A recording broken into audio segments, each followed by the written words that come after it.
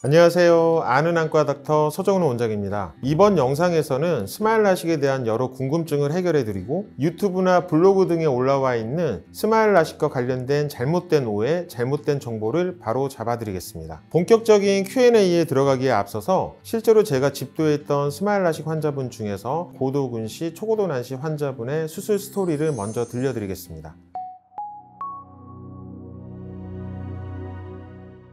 도수가 우하는 마이너스 6.0 디옵터의 고도근시에 마이너스 3.50 디옵터의 초고도 난시가 있었고요. 좌하는 마이너스 4.0 디옵터의 근시에 마이너스 2.75 디옵터 정도의 난시로 약간의 부등시도 같이 있어서 안경이나 렌즈 없이는 일상생활이 불가능할 정도였던 분인데요. 그래서 오랜 고민 끝에 스마일 라식 수술을 받기로 결심을 하고 저희 천안 삼성 미라클 안과를 찾아주셨던 분입니다. 수술 전 검사를 통해서 환자분의 눈 상태를 면밀하게 확인을 했고요. 다행히 스마일 라식이 가능한 조건이었습니다. 각막 지형도 검사상 두꺼운 각막을 가지고 계셨고 각막의 모양도 정상이어서 교정이 가능하다고 판단되어 환자분한테 설명을 드렸고요. 환자분께서도 일반 라식이나 라섹보다 저희 병원의 스마일 라식이 회복도 더 빠르고 불편감도 덜하다고 익히 많이 들으셨기 때문에 최종적으로 스마일 수술을 결정하고 받으셨습니다. 수술 직후에는 환자분께서 이제 눈이 약간 뿌옇게 보이고 눈이 따끔거리긴 했지만 큰 통증은 없다고 말씀을 해주셨고요. 댁에 돌아가셔도 인공 눈물을 자주 넣어주시고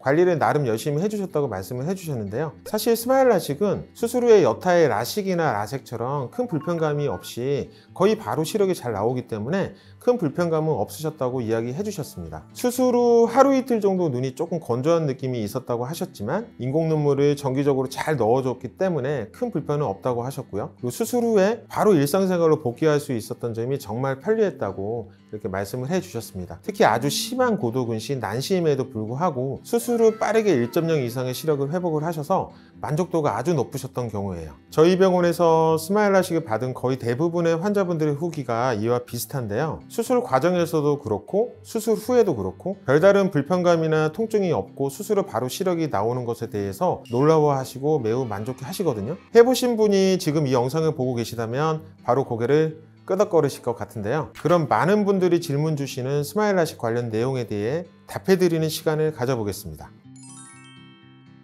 스마일 라식 수술은 좀 무섭게 느껴지는데 무서운 수술은 아니죠? 전혀 무서운 수술이 아니고요. 스마일 라식이 무섭다고 느끼셨다면 수술 과정을 아마도 TV에 나오는 외과 수술처럼 오해하셨을 것 같은데요. 공포심을 덜어드리기 위해 스마일 수술의 과정을 간략하게 말씀드려 보겠습니다. 첫 번째는 점암 마취입니다. 먼저 눈에다가 국소마취 안약을 넣어 마취를 하고 수술에 들어가는데 이로 인해 수술 후 통증이 적고 눈을 편안하게 뜨고 있으실 수 있습니다. 두 번째로는 레이저로 각막을 절개하고 조직을 분리하는 것인데요. 레이저를 시작하기 전에 눈을 잡아주는 과정이 있는데 이를 도킹이라고 해요. 도킹 후에 레이저를 이용해서 각막 내부에 각막의 교정량만큼 정교하게 렌즈 모양의 조직을 만들고 분리를 해주게 되는데요.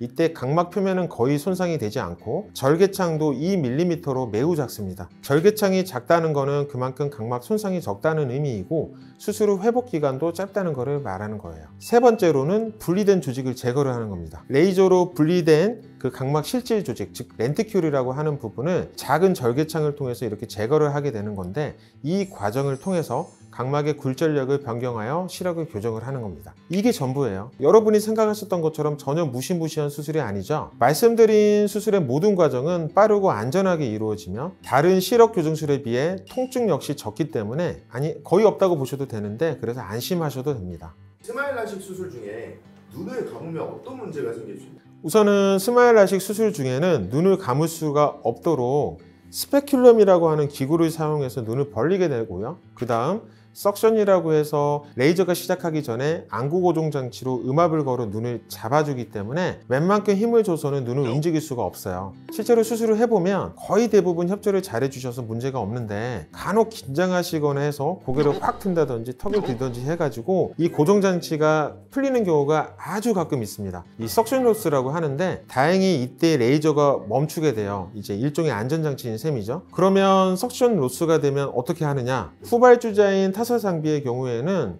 라섹으로 수술 방법을 바꿔야 하지만 비주맥스 장비는 리스마일, 즉 제스마일 기능이 유일하게 가능을 해서 이 석션 로스가 되었더라도 제스마일이 가능합니다. 레이저가 멈춘 시점에 따라 다르긴 하지만 환자분의 주시점을 잘 찾아서 제스마일이 안전하게 이루어질 수 있어요. 실제로 석션 로스 후 제스마일을 바로 진행한 몇 케이스에서도 시력이 1.0 이상으로 잘 나왔고 회복도 굉장히 빨랐거든요. 따라서 수술 중에 눈을 감거나 움직여도 큰 문제가 발생하지 않고 아주 드물게 석션 로스가 되더라도 제스마일이라는 효율적인 시스템 덕분에 안전하게 수술을 마무리할 수가 있기 때문에 큰 걱정은 안 하셔도 됩니다. 스마일 라식은 당일에도 수술이 가능한가요? 스마일 라식은 당일에도 수술이 가능합니다. 일반적으로 수술 전 사전 검사를 통해서 눈의 상태를 확인하고요. 이제 수술을 하기에 적합하다고 판단이 되면 같은 날에 수술을 진행을 할 수가 있는데요. 검사와 수술이 같은 날에 이루어지기 때문에 시간도 절약되고 빠르게 시력 교정이 가능하겠죠. 하지만 당일 수술이 불가능한 경우도 있는데요. 예를 들어서 각막에 상처나 염증이 있는 경우인데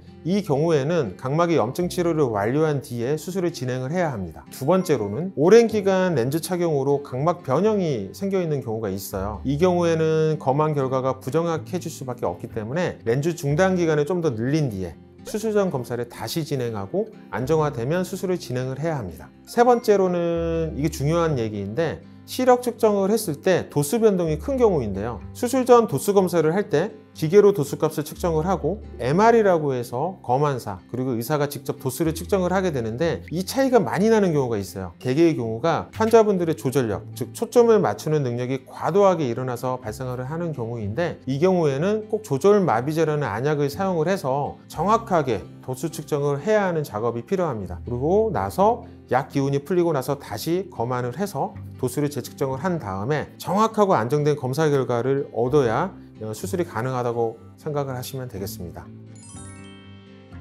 지금까지 스마일 라식에 관해서 자주 묻는 질문들에 대해 답변을 해드렸고요. 잘못된 정보나 오해들을 바로 잡아드리는 시간을 가져보았습니다. 스마일 라식과 관련된 추가적인 질문은 댓글로 남겨주세요. 제가 직접 답변 달아드리겠습니다. 감사합니다.